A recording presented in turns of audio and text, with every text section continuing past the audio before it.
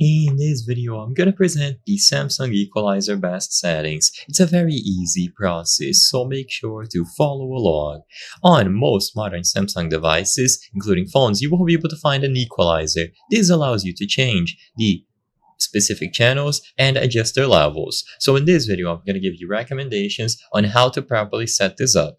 You can find the equalizer available under settings and then sound quality and effects. And in here, you will see equalizer as one of the categories. When you choose equalizer, you will notice that you have some presets, or you can set it to custom, which allows you to individually change each level. Now, the harsh reality is that there is no best option. It's all going to depend on your personal preferences. I'm still going to give you a preset that you can use, but I highly recommend that you spend some time and you try messing with these settings.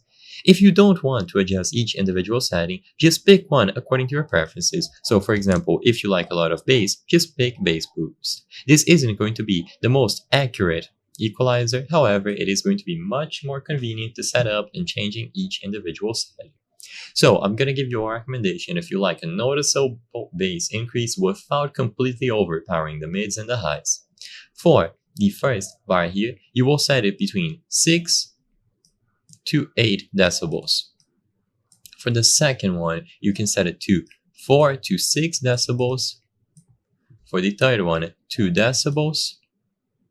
Here you can leave it on default, and for all of these other ones as well, so all of these can be set to 0. And finally, for the last two, for this one you can set it to 1, and the last one to 1 as well. And as long as you change these settings accordingly, the bass will be noticeable higher without being too overpowering.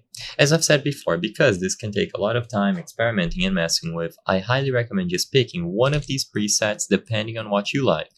I hope I was able to help you on how to set up your Samsung Equalizer best settings. If this video helped you, please be sure to leave a like and subscribe for more very easy tips. Thank you for watching.